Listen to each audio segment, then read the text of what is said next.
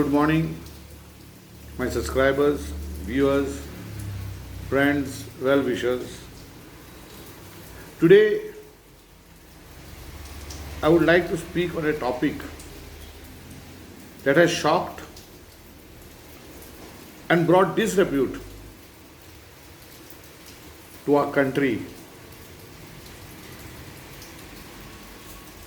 Today, there is a report which says that the death of Father Stan will remain a stain on the human rights record of our country, and this is by none other than a UN expert.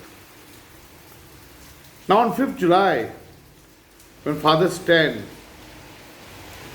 passed away in the noon, it shocked the conscience of every right-thinking Indian. People of all walks of life, people belonging to different faiths, expressed their shock the way this 84-year-old priest was treated by the system, the investigative and the judicial system of our country. It showed us that laws are being used and misused to suppress voices. Who was Father Stan? Father Stan was a man who was fighting for the downtrodden, who was fighting for the voiceless, who were fighting for the people who were getting desperate that their rights are being trampled and being snatched away by the rich and mighty with the help of various agencies. Father Stan gave these people hope. And hope is one of the biggest graces that a man can impart to anyone. However, having condemned by one and all, to my knowledge, for the first time, the High Court, who was about to hear his bail at that very noon, when received the news for the first time, expressed their condolences and remorse to the passing away of Father Stan. And I say first time, and under trial, the High Court recognized and expressed its sympathy. This very clearly shows that the High Court was fully aware that the man was being unnecessarily, or I could say illegally, though using a law, harassing and made the man suffer. The blindness to the agencies was such that they did not see pain in his suffering.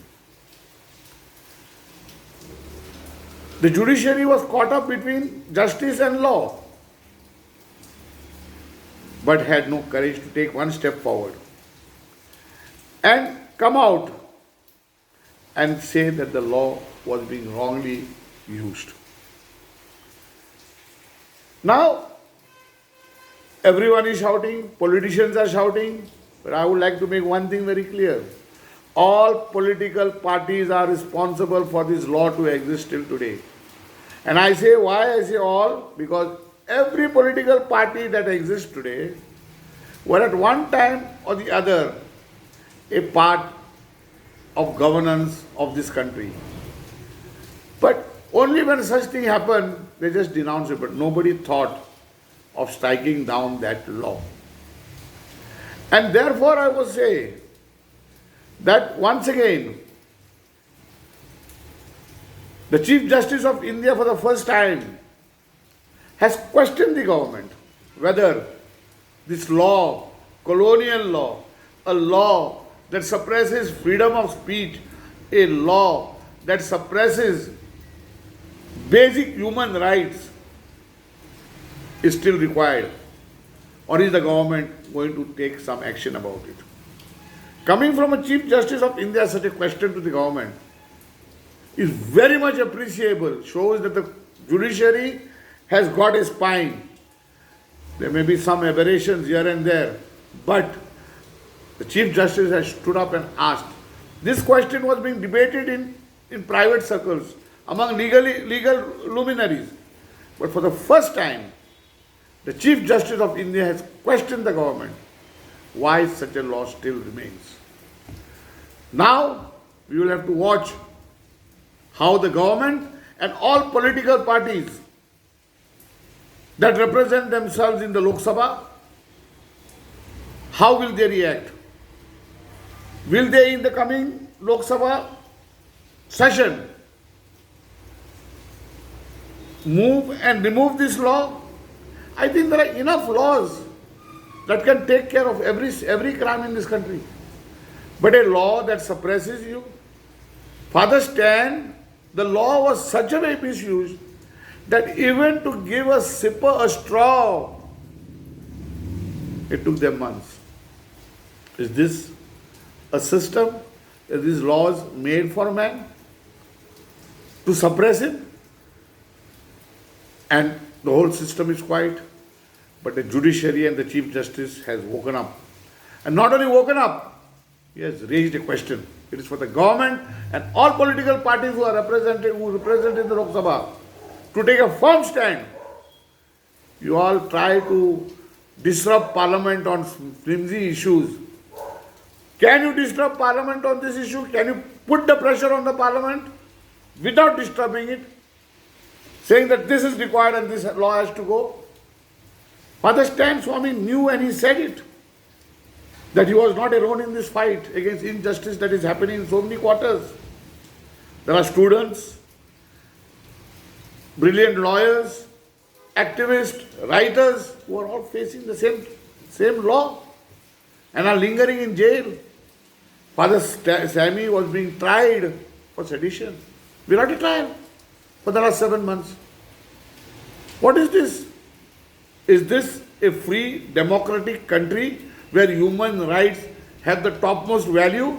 Is it on paper? And practically this is the state? Father Stanley well knew the price he had to pay and he was prepared for it, and he was very cool and calm, accepted what came, and he believed that it came from God. He has become a symbol to the people of Goa, to the activists. It has encouraged the activists. It has encouraged people who are fighting for justice to move ahead. Father Stan was denied justice. It is basic principle that justice delayed is justice denied. And that's what has happened to Father Stan. In my opinion and as per my faith, I strongly believe that Father Stan is already crowned in heaven as a saint. For the people on this earth have already spoken it. Thank you.